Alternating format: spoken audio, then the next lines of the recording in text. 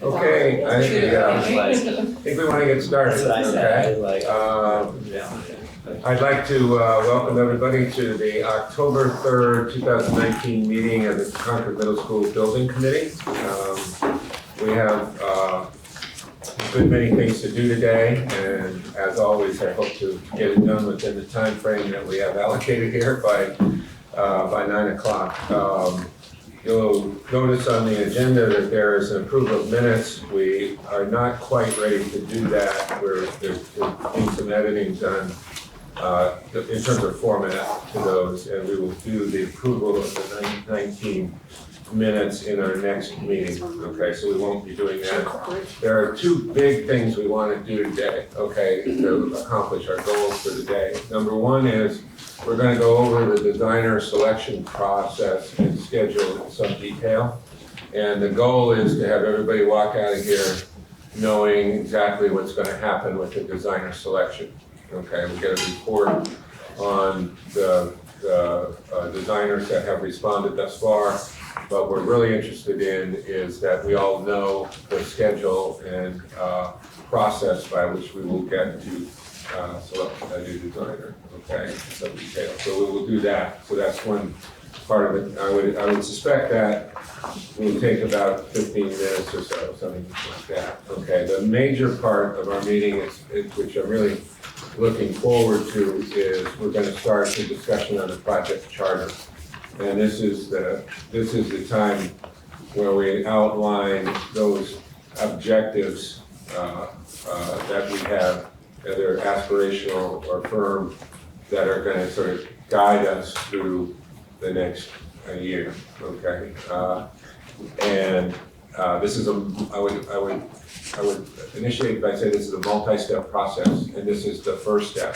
So this is the time for us to talk about what we really want to do, what we want to do. Everybody's going to get a chance to speak, and then we will have some iterative process and a number of meetings to bring this down to a finite number, 10 to 15 major objectives that we will aspire to. And as Mike eloquently tells us many times, we'll look back when we're finished and say, how many of these did we attain? Okay, so that's going to be the major part of the meeting, and that'll take about an hour. Okay, and then we have some correspondence that we'll go over, and of course have public comments and any new business. So that's today. Okay, and with that, I'll turn it over to Mike to give us an update on the designer selection process.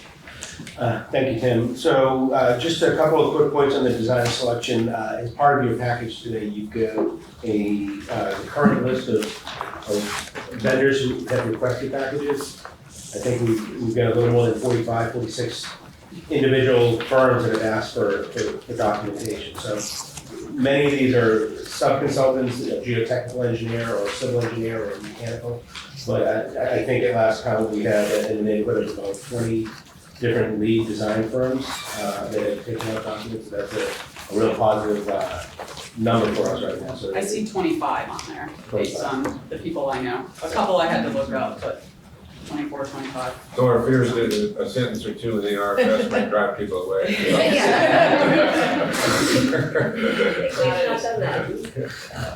So I think we've got some pretty good turnout with that. The dates to keep in mind right now going forward, we're having a site walk this afternoon. That's at 3:30 today. Andy's going to be there from Hill, and I think Lori and a couple other people are going to be Justin and I, Jared, you'll be there too? And Russ. So we'll have a good crowd there. We're not going to formally answer questions there, but we'll have a walkthrough and give some highlights and stuff like that. If people ask specific questions, we'll ask them to forward that in writing so that we can answer them to everybody as an addendum, so that everybody gets the same information, everybody gets the same answers. But doesn't mean you can't have discussions there, but we're not answering detailed questions that would affect the RFP. And just as a question on that, this is obviously designed for these designers to see the site. Is that correct? Correct. And is it open? If other people would, It's open to the public, correct? if other people would show up, but I would just ask people to remember that this is for the designers to see the site and be informed about the process, yeah. That's exactly it. It's for them to, I'll say maybe put a face to the name when you're getting proposal in as well. It's for them to be able to see you and get a feel for the school and get a feel for the project in general. Yeah. Sorry, Mike, I have 2 questions. I can't remember an RFP, is it required? It's not. It's not required, so it's whoever chooses to come, that's good. Some of them are required. And can you distribute the attendance list when? That's what we You will have do, that? yeah. So Andy's gonna have the attendance list. To get to the next item, we have a contract that we're still working on with Stephen right now. We're hoping to have that done, so we know right now there's going to be at least one addendum issued on this, and that's gonna be the contract document. We've got a couple of questions from one architect already. We think those questions will be answered by giving them the contract, because that was really what their question was. So if there's any other questions that come up, the sign-in sheet, everything, we'll get that out as a public package to everybody. Great. And so 10/3 today at 3:30 is the first day, key date. We're asking that any questions get returned or submitted no later than the 9th. And that basically gives us a day or 2 to look at those questions and get answers and still get any addendums out at least a week prior to the actual packages due, which they're due on the 18th. So I think after this meeting, we're gonna have a quick discussion about subcommittee dates and times, and one of them will be when are we getting together to review those, when are we gonna get together to do interviews and stuff like that. I'm gonna try and talk to the designer subcommittee members here that we can get a few days squared away for that. Mike, where are we meeting them this afternoon, just so we can go place? Same time? Did we get that specific? Yeah, Okay. we did, yeah, assuming the main, I don't think we said the main entrance, but I think that's, you know, we're Just making sure I'm at the right school, because that happens all the time.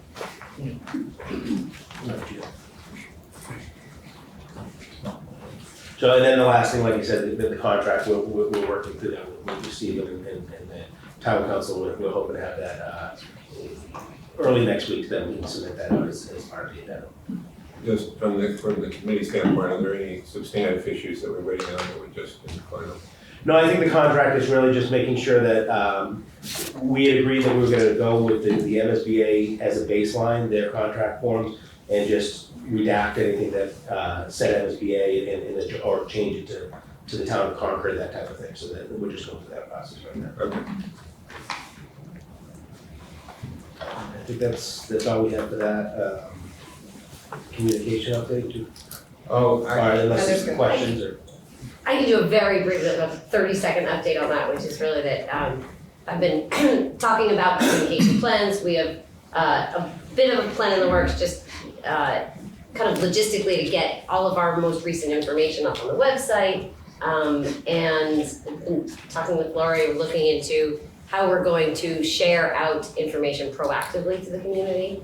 However, we're looking at maybe creating this as a subcommittee with a couple people and having more of a plan going forward. So at our next meeting, we will come back with a communications plan to share and discuss. So the only update today is just that that's in the works and we're working on it and we're gonna do our best to really proactively get communication out to the community as broadly as possible, as soon as possible. Yeah, we've had a number of discussions between us and the management team that with our consideration of an accelerated schedule, okay, and we don't have that specifically yet, so we'll work with the designer. But with an accelerated schedule, that means accelerated communication. So that's, and we're aware of that. And hopefully we'll see the plan next week. I thank you. Yeah, Thank sure. you. I just want to go back to the designer process. I may have been distracted for a minute. Did we go through all the dates when the designers, the meetings and all that? I just want to make sure from court standpoint, we understand those dates yet. We won't do that till after we meet later. We want to see what people's schedules are availability wise, but in general, the RFP packages are due to us by 2 p.m. on the 18th. I'm gonna say we're gonna need probably at least 2 or 3 days. If we get 25 packages, we may need a little longer than that, but at least a couple of days for us to organize those and to allow, and distribute them, and allow the committee to kind of review them on their own before we get together as a group. So it's probably that next week, middle of the next week, that we're gonna be sitting together. And then, So those dates are, somebody can help me with that. I don't think we have those in place. We don't have dates. I'm just trying to get a general schedule here, so we talk about what will happen. meeting maybe between the 23rd and the 28th, and then. We don't know the specific dates, but in that range, Right, then the design committee and yourself right. will sit down and begin to sort through, right? And then we'd be looking to do interviews maybe the end of that last week in October, first week in November. And then the goal would be to have it to what number for the interviews? Or? I guess it depends on where we're at. I would say a minimum of 3, probably no more than 5. You know, it depends on, sometimes you can cut it down to 6 easy or 5 easy, and you can't really get it below that. But that would be decided in the previous week when you're doing the review of the 25. So that first week, take the 25 down to 3 to 5, then the next week, interviews sometime. Correct.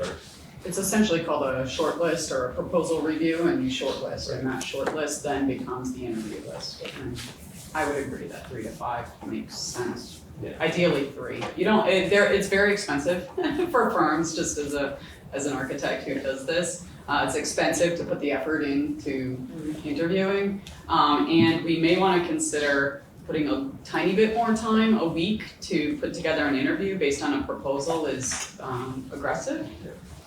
It might be nice to have 2 weeks, just food for thought. So, just my 2 cents, but yeah. In our, refresh me with in our larger schedule, the time,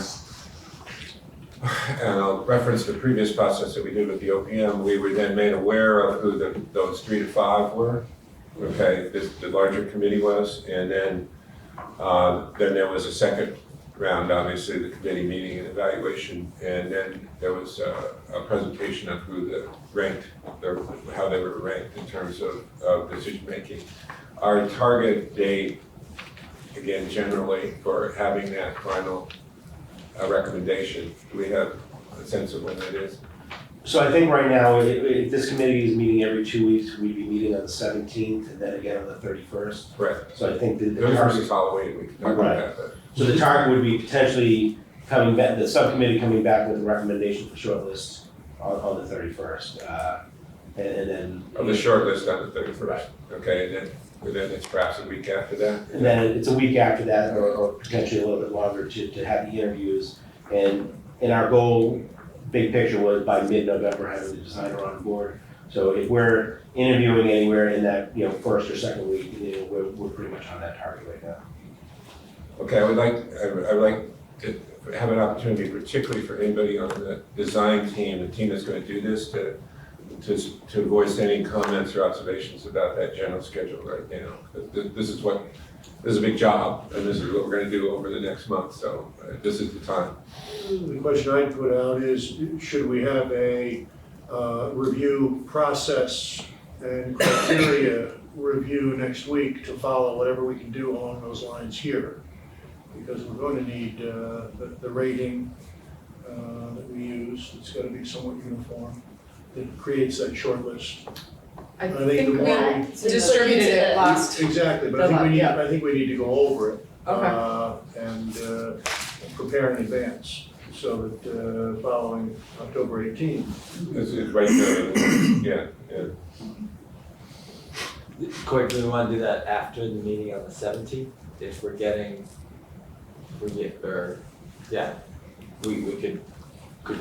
could that subcommittee stay around for half an hour? As long as I can do it remotely, that's my remote day. And the other alternative is this time, but sometimes we've been doing the subcommittees at this time on the off week, right? But that's an alternative too. I'll go with either. It doesn't matter to me. I was just saying to Tim, personally, have a conflict on the 17th. I have meetings all day that start at 7:50 in the morning that day. So I would prefer to do it on an alternate. But that's just me, and I'm only one person. And I'm hearing implicitly that you agree that some prep Yeah, I think, It would make sense. for the bigger group to understand the process, yeah, I don't think that's a bad idea. I think you're talking about the design perspective. Yes. Correct. Yeah. The big, yeah. Yep. Exactly. That's how I understood it. What and how are we going to do with the proposals that come in? How are we going to create that short list? What does this document mean, the rating scale mean to everybody on the team? So that those discussions happen absent any actual proposals in front of us, I think would benefit our process. So should we use the morning of the 10th at this time to set a design subcommittee? Yes. I think that makes sense. Yeah, I can do that. I think that makes sense, and from the timing, if we have any questions that due by the 9th, we can let the design subcommittee understand the questions and propose some answers to them, that you listen to the way you would answer it, and we can do that way. Anybody else on the design subcommittee have any observations or issues or problems with what we laid out? Because we're giving you a big job here, and I want to make sure everybody is comfortable with the schedule and what's gonna happen. Well, I have a question. Mike, do we typically get through all of the submissions in one meeting, or will that be in multiple meetings? You know what, we have 20 plus architects, I honestly don't expect we're gonna get 20 plus packages. So I would say, the typical RFS that we're looking at, we're hoping to have in the neighborhood of, 8 to 10.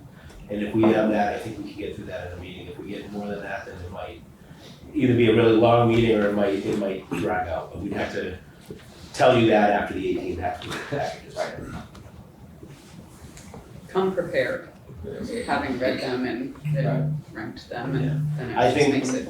Once you do the first one probably takes as much time as the next 5. You gotta get the Yeah, process. I yeah. think the idea of having the process meeting first, so everybody understands it, that if everybody does their homework prior to the meeting and has everything organized, it'll help make that meeting more. But we'll receive the packets before that meeting. Correct. Yes. So our intention right now is we're receiving the package at our office, and that day Andy's gonna be bringing them up to the superintendent's office for distribution, basically, that day, so. And for reference, the OPM, I wanna say we had 9 proposals, and we got through that like in a morning. For references, maybe a 3 or 4 hour. So, if there aren't any other comments, I would just end with saying in advance, thank you, the people who are doing this for doing it, okay?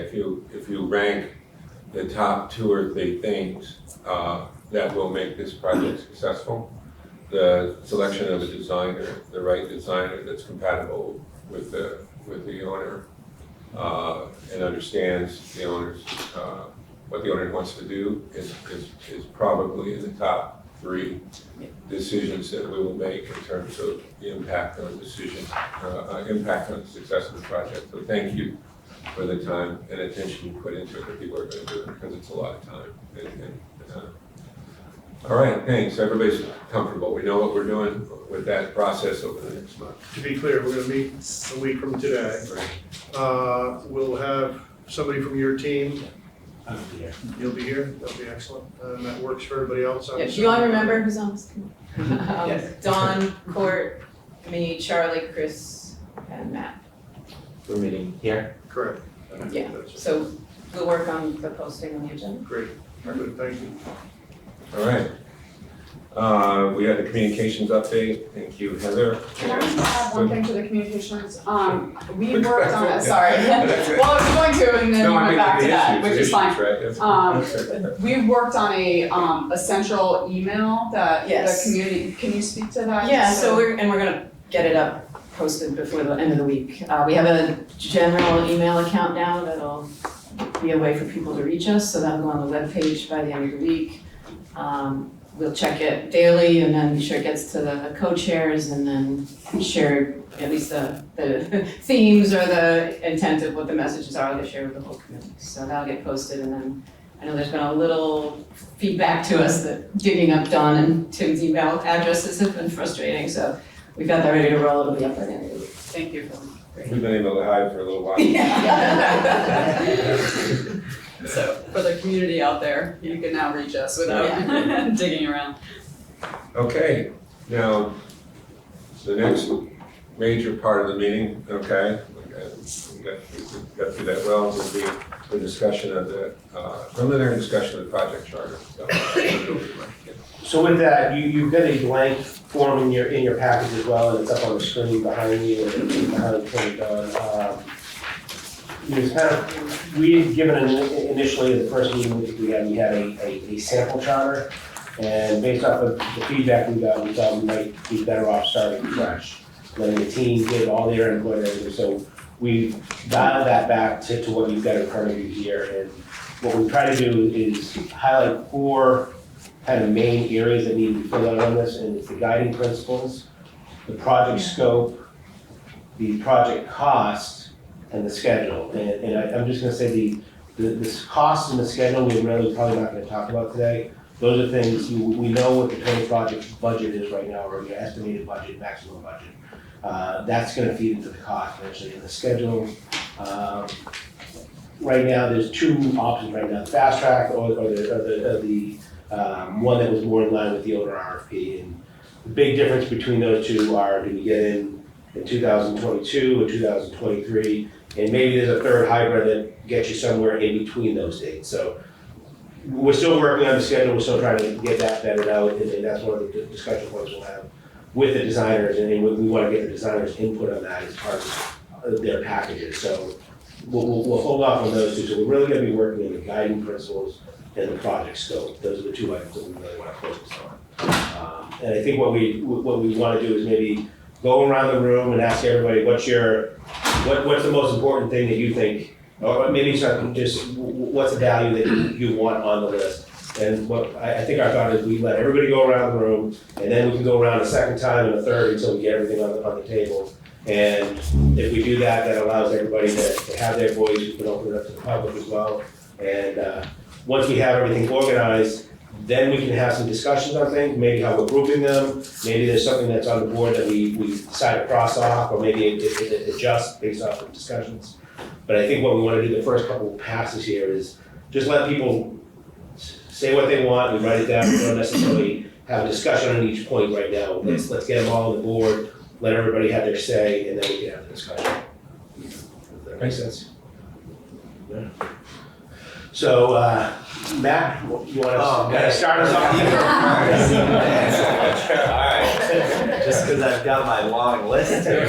I think you might have 1 or 2. Multiple times. So, I mean, if I start with 1, I guess my number 1 would be an effective and efficient ventilation. Because I'm focusing on sustainability. I know it's an education building first, but I assume other people can speak more eloquently on that. Well, and that's what we want. We know everybody's coming in from a slightly different position. And don't be worried about narrow or broad. Okay, we'll start it out. Okay, we'll group and we'll sort it out. If what you've important to you is narrow, say that narrow thing. But yeah. And just big picture for everybody. Let's say everybody goes around 2 or 3 times. We might have 50 items. Ultimately, we're gonna probably try and consolidate them down into maybe a dozen points, because something you say, the court might say something that's very similar or something like that, but let's get them all out. We're gonna look for clusters, patterns, dominant themes. Yes, Yeah. exactly. I don't know. Go ahead. Yeah, I no, do we this wanna all go the down. time, so I don't need to. This is all very planned, by the way. We're going around this. We're ending up here.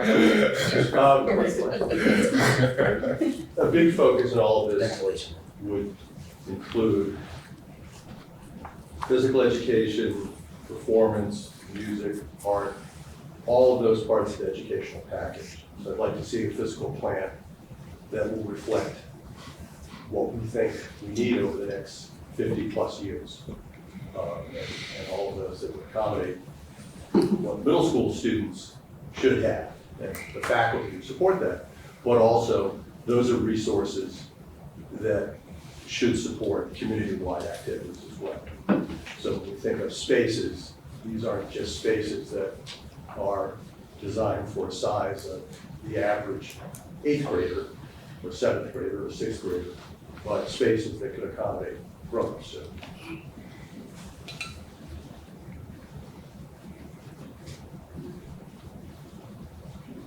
right? I know, it's a lot to have. It's like everyone's staring at you. I mean, I think like most broadly, and a lot of things will probably fall under this, is that, you know, the school is aligned with and shows leadership towards the town's sustainability goals, which you've set and been working on for a long time. I think more narrowly, I think a school is a great opportunity to inspire the connection to the natural world through the building and outdoors and how those two things connect. So I think there's a lot of fun opportunities when we're starting from scratch to do that. I think everybody knows what I'm gonna say. On time and under budget. Under. Under. Yes, sir. Yeah.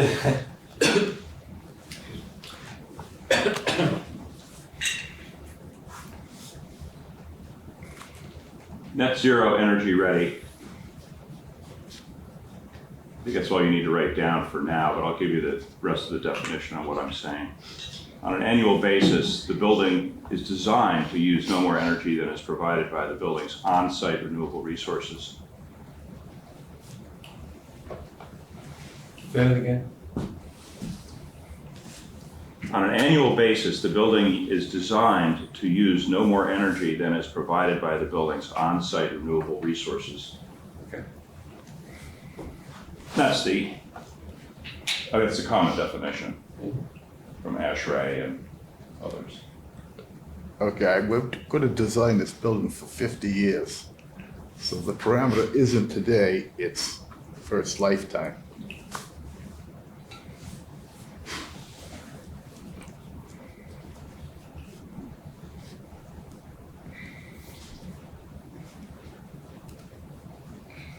This is an important project and a needed project, but we should be mindful of the cost effectiveness of the decisions that we're making.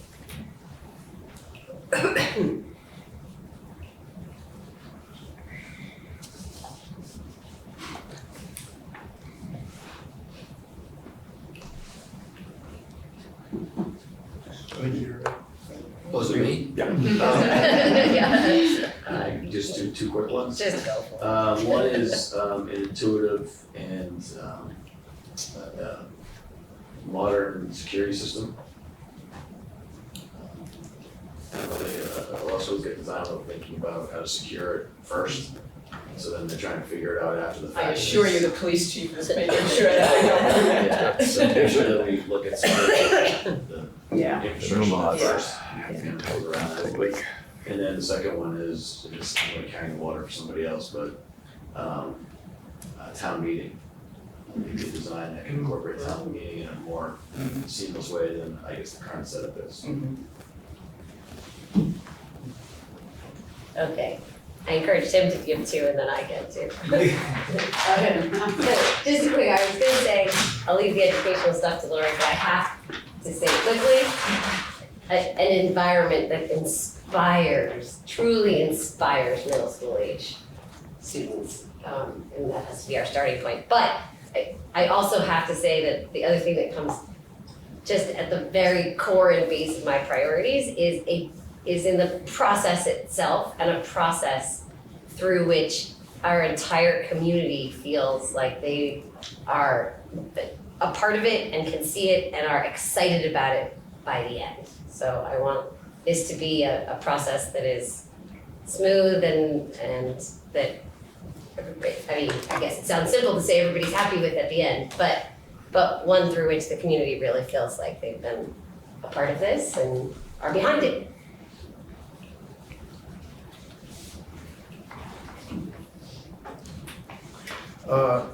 Thank you for that one. I think that's important. I'm not sure I would have flagged that because it's sort of implicit that we want the process to be superior, but it is in fact part of the building, the process. I think most of mine have been captured.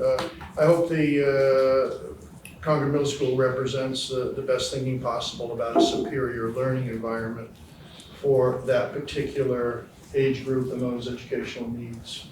I think that's going to take a lot of work, but I think that's our aim.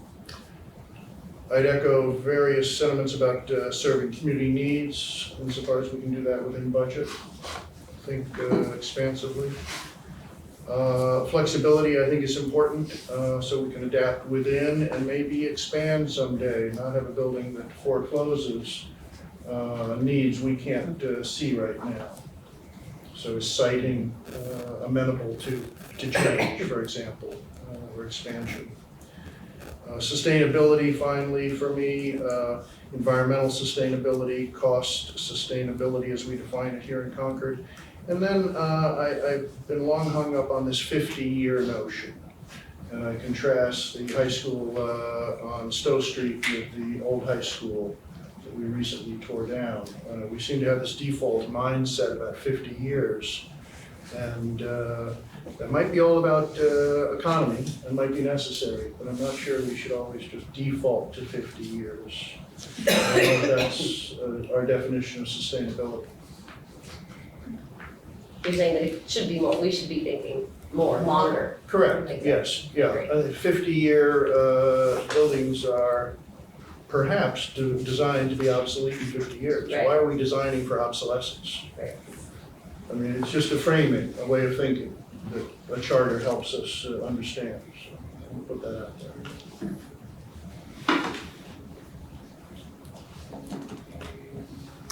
I think what's important is the needs of the students. I think that's at the core of the project. And I think there is going to be some give and take around the financial sustainability and the environmental sustainability. So I don't think anybody's going to get everything they want, but there'll be a balance in there that we'll achieve as we go through the process. As far as facilities, just consistency with infrastructure equipment, using equipment that we already have in place at other schools will really help in our maintenance. This is where I get to just dream big, right? Without all those things, the reality you all put into it, because I know all that's in it. But, I think we really are hoping for a state-of-the-art facility that engages us in the challenges, but really exciting process of what does education look like in a world that's completely upside down and different than most of us grew up in, or even frankly worked in the last 20 years. I'm hoping it inspires us to look forward and think, what do kids need in 2020 and beyond? Because it's a very, very different learning process if we're going to meet the needs of the kids as they leave us. So the building has to facilitate that, and the building, I've watched it happen where it can really engage all of us in that process and help us to think differently. So just a few goals. Yeah, I'm going to say two things here. One is more general and one is very specific. Okay, I believe that there are attributes of great schools, and they're not the same. Okay, in various schools. And I would state this is, I would like what we do in terms of a facility that facilitates why the Concord Middle School is a great school. Okay, now the implicit in that is knowing what that is. And it's easy to say we're good at all these things. One of the most interesting things I have found in going on these site visits is you can tell what a school thinks is important. Okay, when you walk into these schools. When we walked into them, when we came away from the Wakefield Middle School, there were parts of it that were in some ways, I would not say humble, but school-like. But when you got to the arts and music session, you knew that was a core value of that community, and that's what made that school great. And that can be very different. I think it's very different in the school we saw in Beverly.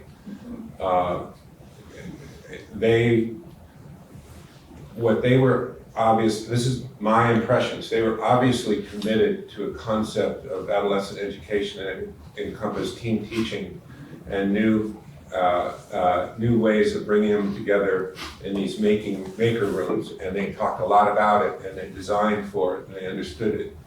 And I think when I came away from there, I said, I think that's what they think makes their school great. Yeah. So the general statement is, I hope this facility that we designed enhances what we come together, what the community and the school comes together to say, this is what makes our school great. Because great doesn't happen unless you decide to make it happen. So that's the general side. On the specific side, I'm gonna line up right behind Jared. We'll go through a process here that's absolutely wonderful in deciding what we're gonna do. And then particularly in this chair, I will be riveted on time and on budget. Because that is what we commit to, and that is what our responsibility to the community is, to build the school that we said we were going to do on time and on budget. I would say an educational facility that supports the needs of all students, recognizing that we will have a wide range of athletes to special needs to students that, need specific environments in which it facilitates their way of learning. And, based on what I do, I get to see the diversity in student needs and recognizing that some of the most successful projects can support the needs of everyone in the building.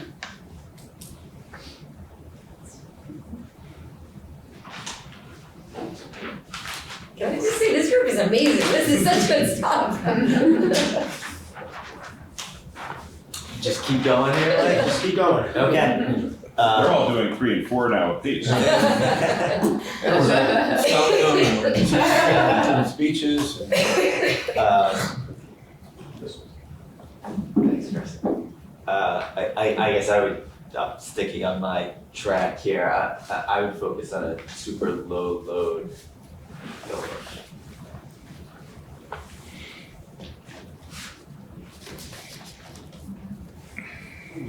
Low energy load. Yes, thank you. This maybe is getting down in more detail. But I'm thinking of middle school is that time, and all right back to that time of when I think maybe too many kids foreclose opportunities. One of my mentors years ago used to say, something happens between elementary school and high school, and it's called middle school. He taught at the elementary school level, high school level, and he saw the same kids. He said, what happened to them during those middle school years? So with that in mind, I kind of want to keep this focused on possibilities for all of these kids, and nobody feeling like when I hit 6th grade or 7th grade or 8th grade going on to high school, I'm not open to other things. This is all I can do. And I think of all the engineering and sustainability things that will go into this, and those can really enhance education. They're not just showing up at a building, but everywhere you look, you see things that inspire education. You see what goes into this. It's not that I want every kid coming out of middle school to say, engineering is the only thing I want to do. But my goodness, if this building inspires designers and engineers and creative thinkers, we will have accomplished quite a lot.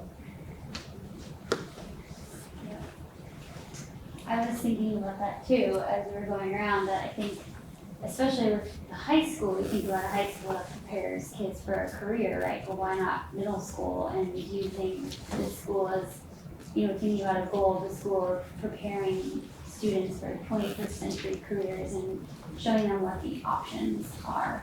And I also think about a healthy and resilient school, something where students can be productive and no matter what is happening in the outside world, that they feel safe and healthy and resilient to all the external things that go on.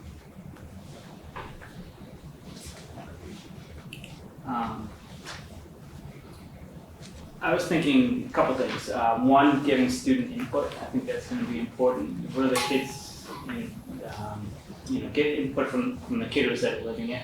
Also, some sort of sustainable cafeteria, next generation cafeteria with built-in composting and all that stuff. So stuff like that. I have a slightly different way of making some of these comments that have already been made, and I think it might be helpful. That it's called living within our means. The building teaches its occupants that we can live within our means. That means that there's balance, that means that there's limits, that means that people don't assume that resources are kind of forever, can be wasted. And it applies to basically everything, water, electricity, anything that is basically used and consumed. So that's one. I think we ought to have a separate one on water. I think we ought to distinguish water as a precious resource and minimize its waste. And there's a variety of other attributes about water that we can explore, like I suppose metrics. We should use less water than other facilities use. That's another resource that is not limitless. And I guess third, I would stress the need for a building that relates effectively to nature, that reinforces our connection to nature through views, material selection, and design integration. In other words, we really kind of connect people to the natural environment. I think that's extremely important because that's kind of where we came from. That's where we're going to go. And I think it certainly helps with the well-being and sort of stability of everybody who uses the facility. So that's those are my three additions. Well, I'm kind of old, but I would say this. We're talking about designing for when they move in. And I think we have to look beyond that in our design. I really do. I think we should be cautioned to really study this building that it meets the needs of the kids for some time. Because if you go back to the town, to pull it apart and do something else, we're going to have a tough job. So I would think that we really want to think about, how this building's going to work and the kids that are going to go through it. You go to any school, or I do, and I look at what the kids are doing today, and I look at what we did when we were in their grade. It's not even, you just can't imagine the difference in education. And I think we have to put some thought into this.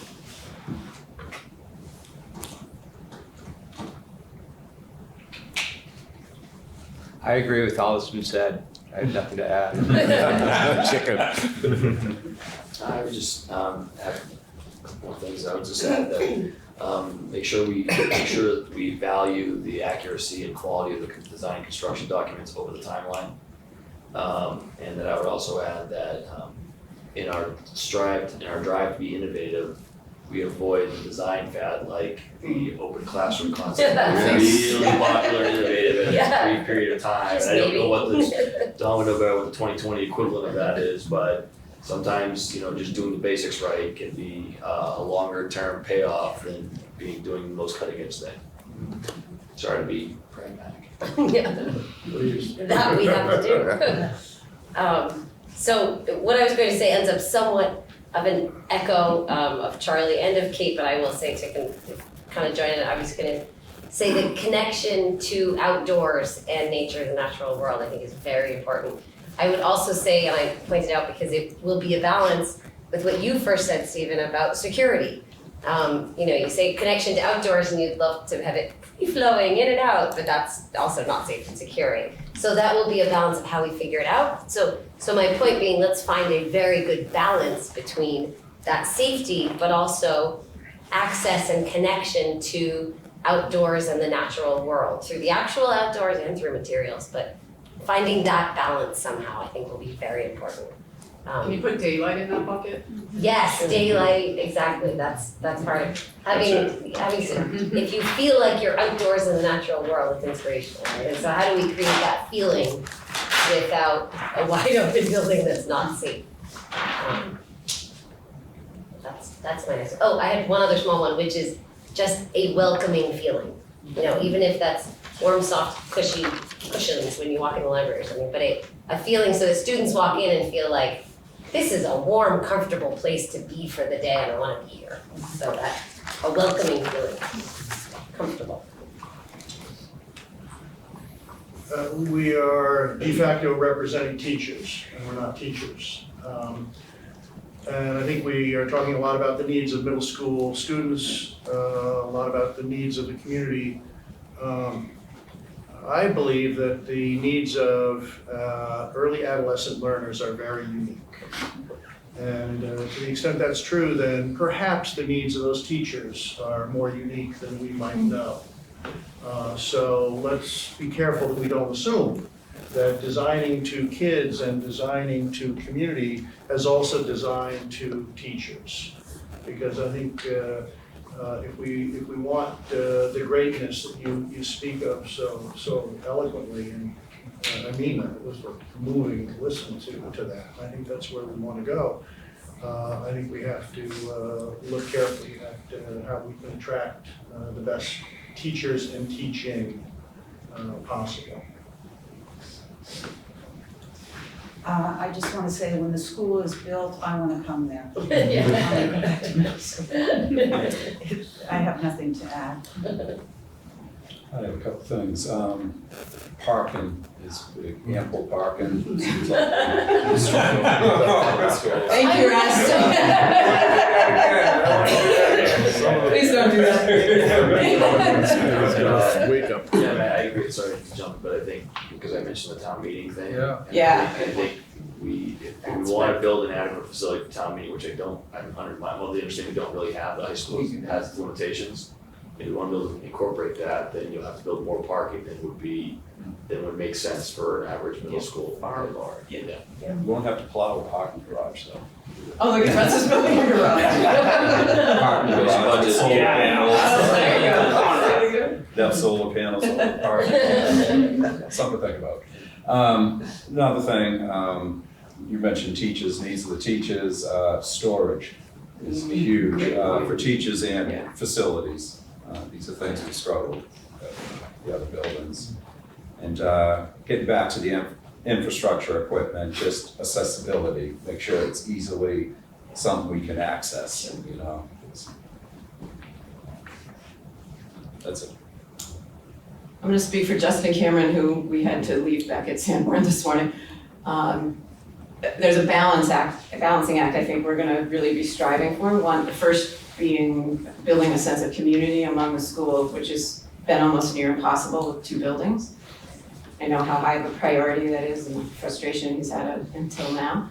But at the same time, we've created this incredible nest over at Peabody this year for the 6th graders. So while we want to build community, there's a lot we're really loving about what we did this year that we're going to want to roll forward into the new school. So that balance of those needs is going to be very high on our priorities. Could you just note the 6th grade piece for me, Julie, because it's important to us that the transition be really All right, tell me how you want me to say it. developmentally appropriate for 6th grade. We can tweak it later. Yeah, I'm gonna drop back to the beginnings that someone started about process. I would like to think that at the end of this, we have gone through a process that's transparent, that anything that we do is communicated and understood by anyone who wants to understand it, okay? And whether that be the scheduling and management and viewing of meetings, whether it be our willingness to meet with and speak with anybody who has legitimate concerns relating to the school and hear them. I think that's very important. And I would also hope that the educators, because having been through this process before in Concord, we have an amazing group of educators, and their input in the design of the high school was incredibly important, okay, and valuable. And I would like to think at the end of this project, our educators said, I I had a hand in the design of that. I was heard. Perhaps I didn't get everything, but the building reflects what we wanted. Similar kind of thing, opportunity for parent community and the general community to comment on. And at the end of the day, that people felt that while they may disagree with some decisions that were made, there was a process by which they were heard and respectfully dealt with in terms of the decision making. I have two things that sort of piggyback on others, but one is a facility, educational facility that supports learning in all spaces and recognizing that learning is very different now and that students aren't sitting behind a desk with a teacher, but they're being facilitated and breaking out into groups and doing teamwork. The idea in modern day schools and 21st century schools is that a building can facilitate all of that. So whether it's small group, whether it's larger groups, whether it's performances, a variety of different ways of learning, not just in a classroom staring at the teacher writing on a whiteboard. And the second piece is related to your community. I was going to say a building that inspires the community to be, the community of the students and the teachers to be proud and want to go to school and to really take ownership of it and to say, you know, I went to Concord Middle School, I'm proud of that, and, you know, to have a feeling of community, not just within Concord, but within the school.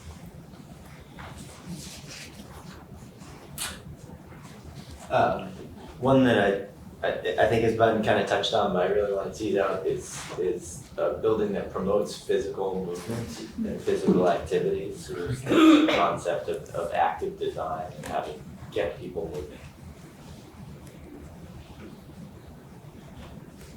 Parking should also include transportation to, from, and supportive transportation.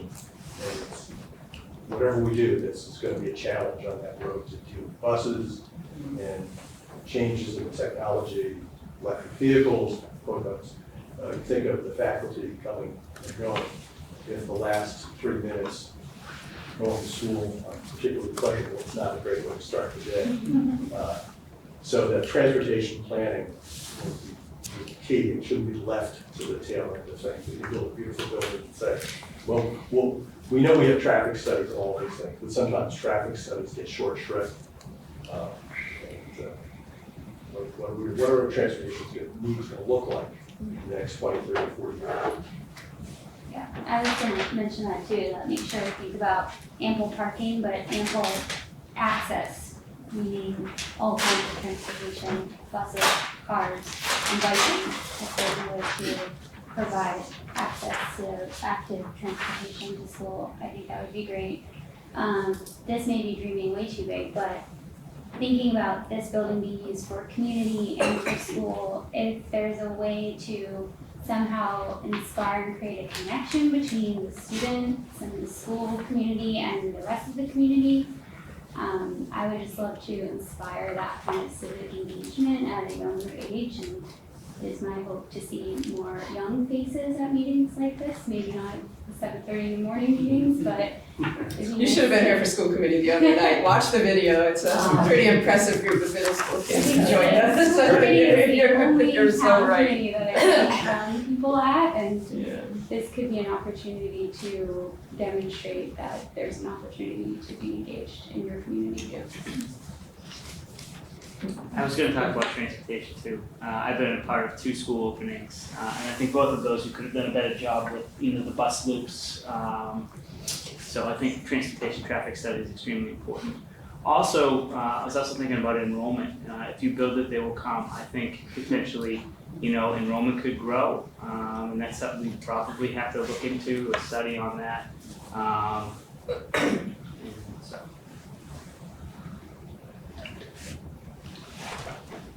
I have one more on energy, and it has to do with what I would call relative efficiency.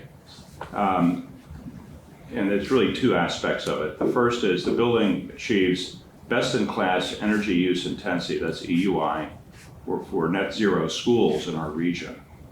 And that we've talked previously about a target of approximately 25. Now, the second part of it, and the building will be metered to allow for management to maintain this level over time.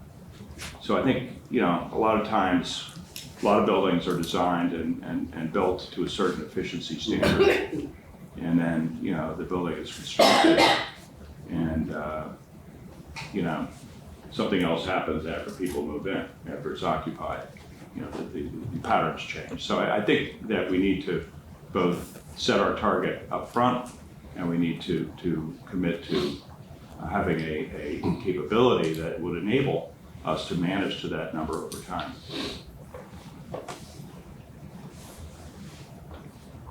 Okay.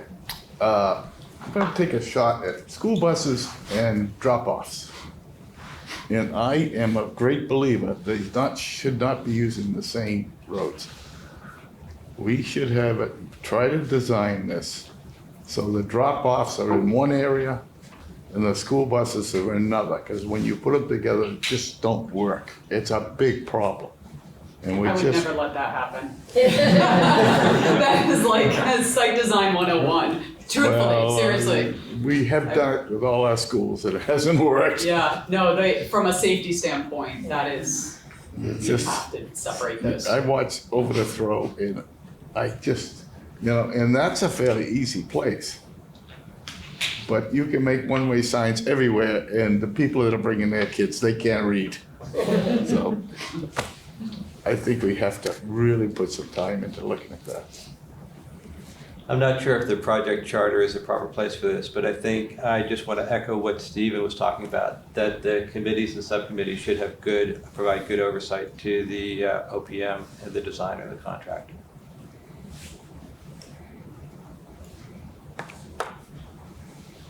I guess I think in my keeping with the pragmatic theme, I think there's gonna be times where there'll be some pressing design choices that will drive the budget. And I think sometimes it's good to remind ourselves that, to not let the great be the enemy of the good when you're on a project of this size. Not every aspect of it is going to be 5-star. And so come to, be comfortable saying, you know what, we don't need to go, max on this one particular thing. We can scale it back so we can maintain some.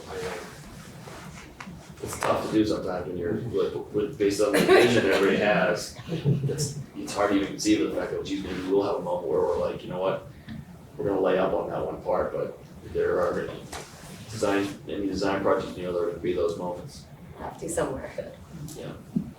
Most of what I wanted to say has been said, so I will just go back to a very quick high-level theme, which is flexibility.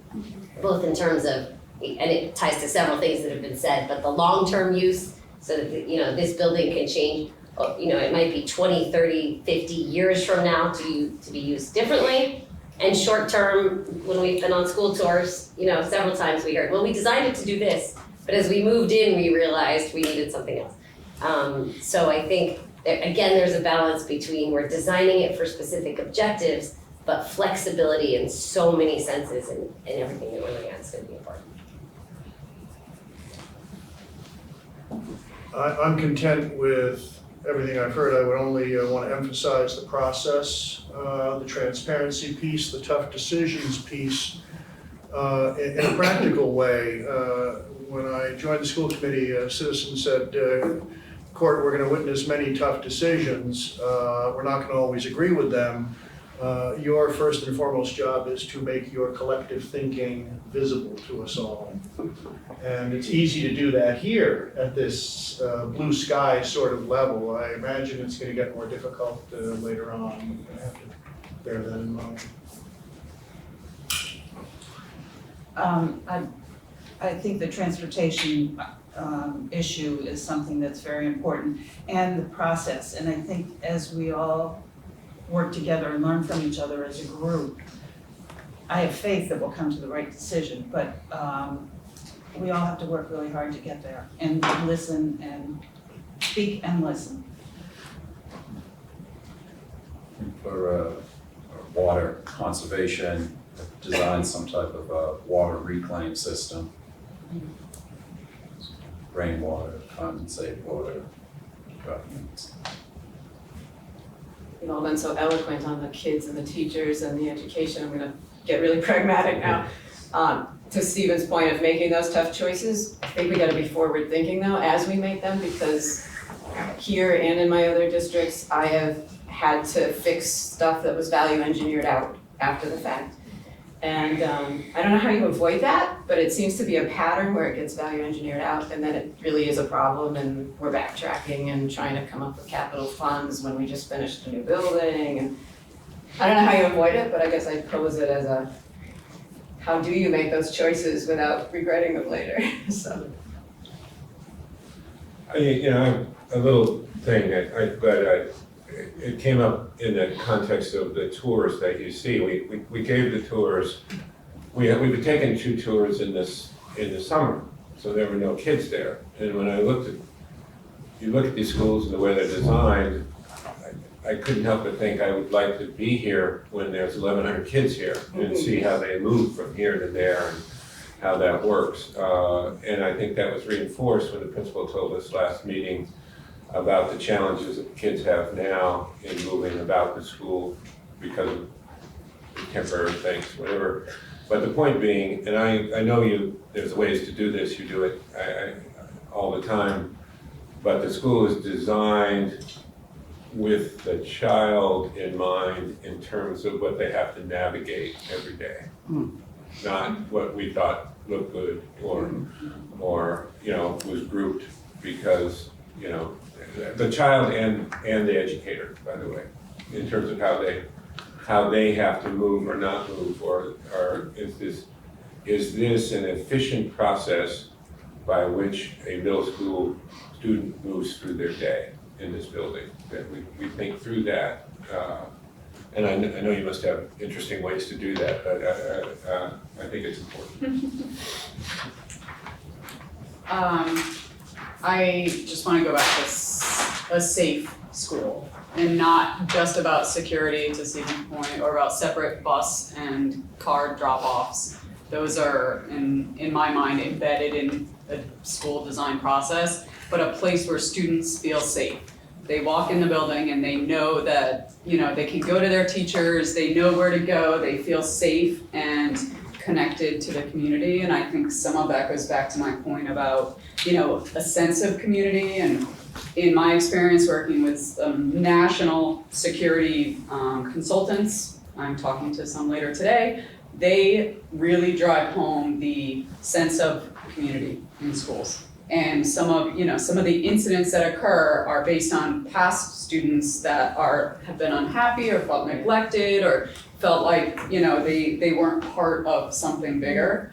And I think if this building can create a place where these students feel safe and want to come every day, that, the incidents and the security issues that we are concerned about should decrease. So I think we've been around a few times, and we're not getting redundant because I love everybody here, but I think the only other thing I would say, listening to what I've heard here so far, a couple of the key points here are balance and flexibility. Getting the students, the community, and the staff all involved, making sure we're keeping in mind the students, but also the staff and then the community aspects, but also getting their input into this. 2 other points that I might maybe ask some thoughts on is maybe a little more specifics on the building itself. Like, do we want an auditorium? Do we need 3 gymnasiums?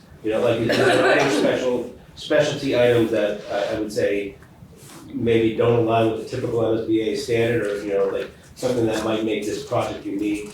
And then one for Russ and then for his team is that whatever we do here, you've got to have the staff, the skilled staff and the trained staff to be able to actually continue to manage it. We can put all the systems and the equipment in to make a sustainable building and make an efficient building, but if it's not run properly, so that even though that's not a construction item, it is part of the overall project. And we need to understand that you've got a lot of new buildings in town, so maybe your town is set up to succeed with that more than other districts that I've worked with. But a lot of times that's a problem that a district has, towards the end. So I think those are my thoughts, if there's any other thoughts that generated, maybe, Yeah, I thought I would, it's a Yeah. good point, to keep this initial flow we had of the general comments, to open it up to anybody else who's visiting with us. They might want to do the same thing we just did, or a comment or two. Yeah, go ahead. Tell us who you are.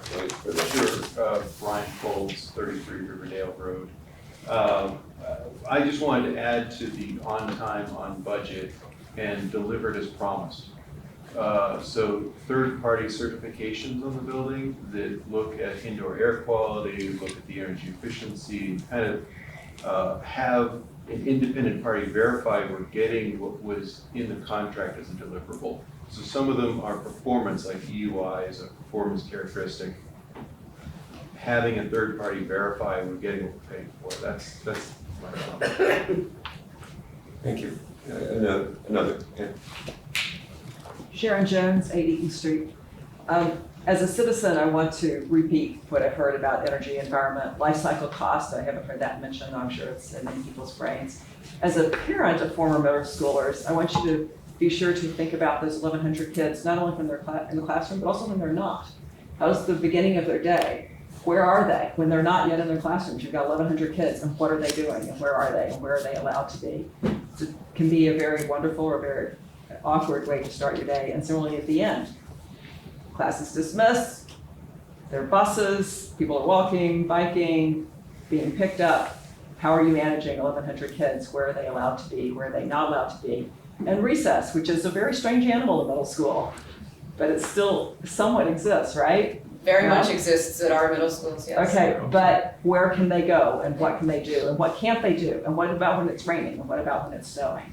So all of those sort of between, let's not forget that you've got 1,100 people that have to be managed in an age-appropriate way during those times. Thank you. Peter. Peter Kashalis, 35 Longfellow Road, a Finance Committee observer, but speaking just as a citizen. I would urge the committee to, I want to follow up on what Dr. Hunter said. Really think about when you're making the value-based judgments, the long term and what the school is going to need. I've seen too many times we make short-term decisions in the name of cost, keeping costs down, that then we come back and we're asking the community for more money later because we didn't do this or we didn't do that, we didn't spend money to pave a parking lot or what have you. That, to me, irks the community more than anything. Come with them at a number, think about everything that you need, make this a world-class building that we can all be proud of, and think about those things. I would also say, think about the community use of this building. I would have liked to see the high school be even more of a community-based use. The middle school has an opportunity because, especially if you're not going to have to be beholden to the MSBA, to create some of those spaces, create a gymnasium that can be used for community, some of the other theater, those types of things. I think there is value there. Obviously, on time and on budget is important, but let's do something that we're really proud of here. Thank you. Anyone else? Yes.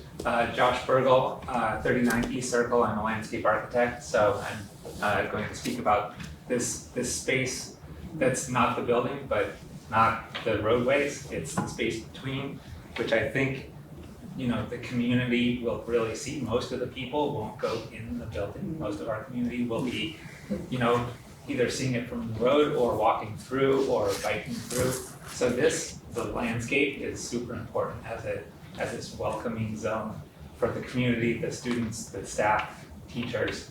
And I think that if we pave the whole thing, it's a mistake, because that's not the 21st century, mode of transportation. It's going to be cycling and, what is our transportation in the future? So how do we create a site that works that way? And how do we create an educational space that's outside the envelope and is welcoming for everybody, educational for everybody, not just students, but for the whole community. So think outside. A lot of you have said facility, And I see facility as the whole place, not just the envelope of the building. So keep thinking wide. It's an awesome, this exercise is great. Thank you. Yeah, I would love to say I fully support everything you said. And when I talked about spaces that you're learning outside of the classroom, that includes outdoors, always in my mind, it's integral to the site design. So thank you. And just for the committee's information, Josh was kind enough to share his thoughts with us in an email that will be available to you. So we have a little more about that, which is great. Thank you for doing that, by the way. Anyone else? Okay. We'll come back to you raised an issue related to, I think, auditorium, but you might extend it to the gym and arts or whatever. Correct. This is obviously going to be the subject of continuing ongoing discussions in a classic budget versus availability timeframe. But anybody would like to offer their original thoughts here related to those areas? Yeah, I would like to say this. I think this will be a multi-story school. I don't think we're building a one-floor A school. multi-story school. Sir, can you speak up a little? I think people can't hear Okay. you or use the mic. So I think we should give some thought to this. And, if we have a multi-school, it adds an elevator, but that you have to have. But it also adds a place for the kids to get rid of some of their energy going up and downstairs. So I think that's something we really have to look at. I don't think we can have a one-story, on that plan, a single-story building. In terms of the auditorium specifically, I think that's where I'm gonna harp on the town meeting point, because I think, and I'm carrying the moderator's water a little bit here, but the high school auditorium that I observed was clearly designed for theatrical performance. Right. It doesn't really work well for an aging population who wanna go and be a part of the legislative branch. And so I think if you design, if there's a commitment to make a better town meeting space than we currently have, then you would need to have some kind of auditorium that is constructed to be a little more accessible, and maybe you do 3 aisles instead of the traditional 2, so people don't have as far to go to get to microphones and things like that. And then if you are gonna have a gymnasium, you obviously wanna be able to have that pre-wired for overflow space for big folks like, the middle schools. So like I said, I think it's, one of the things that the legislative branch is so important to the functioning of most Massachusetts communities, but especially Concord, that's so engaged, and it just so counterintuitive that there really isn't a great town meeting space. And I know we share the high school with the district, so that kind of makes sense to me, but I think, like you said, it's a non-traditional thing, but I would like, and I think the community would probably like to see that too. There's a commitment to make that space really work. And I'll add to that with the gymnasium discussion. We've heard from the minute we started talking about this, that there's a need for a full-size gymnasium space in town. None of the other schools have them except the high school, which the schools use too much to really be available. So I doesn't mean we don't have more discussion to have about cost and all of that, but there's clearly an ask from the community for us to consider a full-size gymnasium. Picking up on gym and auditorium, community use, one of the balances there is, and I'm old enough to have been subjected to this and lived through this, everything old is new again. In the 60s and 70s, I went through a brand new high school in my community outside of New York. The performance and the artistic part of it was lost because they wanted a big enough space for town meetings.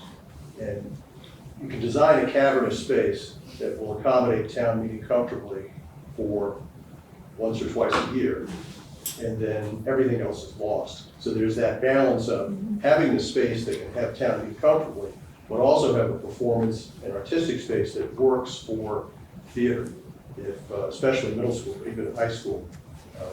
I know there's lighting, but if you don't have it acoustically designed well and planned well, you're in a convention hall, and students and teachers cannot work in a space like that effectively. So there's that balance, and I think it can be done. So you can come up with spaces that get town meeting comfortably, and then are adjusted. And then the other point on budget and on-time budgeting, maybe this is gonna be a tougher one. We might need to get somebody in the community who's a really good economist. As you look at budget, oftentimes our budgets are great. We've got a number, we've got a projection of the finance costs and the debt service over X number of years. Well, we've got to add to that story, because when we make choices and we say, well, we've cut this, but we're adding something. And initially someone may say, geez, you've added $1 million or $2 million to this budget, but you may in certain cases be able to show over the next 20, 30 years savings, that you are preventing the kind of changes that Dr. Hunter has pointed out, and others have said, geez, 10 years from now, we're spending another $5 million, where if we put $1 million in at the beginning. And that's gonna take some work, because we can make all kinds of assumptions, and the community's gonna say, what's that based on? But I think we might be able to make our budget presentation look more detailed and more forward-looking this time around, and maybe we did in the high school. And you will get, I think, a good sale a long time on budget, but some more definitive projections over at least 10, 15, 20 years. Just a couple of comments, and I want to preface them by the fact that I'm extremely open to this discussion in terms of the community use, and I think it's very, very important. Okay, I haven't been a selectman in Carlisle. I understand intimately what you're talking about in terms of the community needing to use the facility. The thing that we will have to balance is this is a school, and school use, kids use school 225 days a year. Well, not that, maybe. No, not quite that. That was aspirational, 100 days a year. And town meeting is once a year or twice a year. I know it's a longer number of days in Concord. But that balance has to be considered. There are finite budgets. And I'm not advocating one way or the other, but that's the discussion we will need to have. And secondly, with related to this, both in terms of the gym and the auditorium, I would like to think of the issue related to the arts, not the auditorium.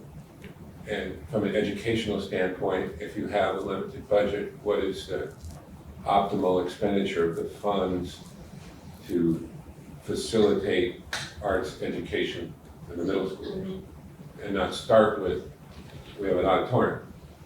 Okay, what is it that we can design that has the maximum impact to the kids in terms of their educational ability? Okay, same way with athletics. I've spent a lot of time with athletics.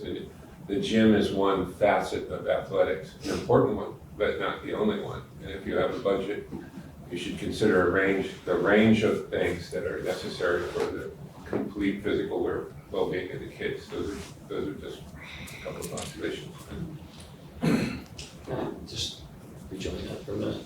I think though, having been through this a couple of times, when they talk about community use of the buildings, in the situations I've observed, it's always promised, but it's never the fulfillment of that promise is rarely fully delivered on because of scheduling and security and all the other reasons. And people think, oh, I'm going to be a part of the community to be able to utilize this beautiful new facility they just voted to pay for, and then the utilization never really happens for a variety of pretty understandable pragmatic reasons, but it doesn't.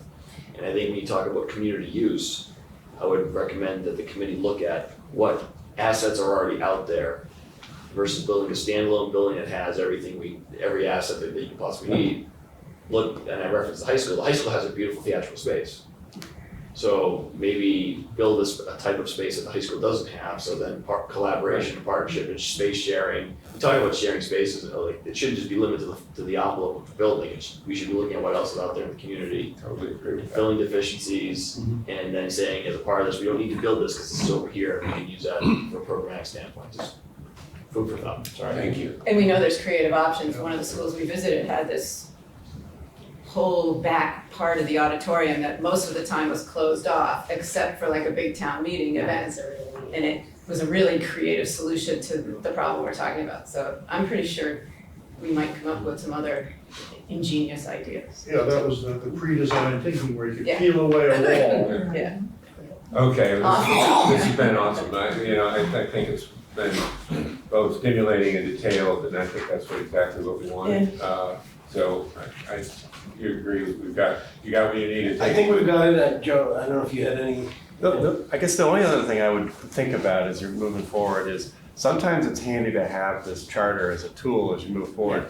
This is great, and there were a lot of fantastic ideas. One from the heart was, what I thought I heard was, we want this to be an empathetic solution to the teachers and the students and the people in the community really using the facility, and let's make sure we get it right. That's the biggest sort of takeaway for me on the heart side.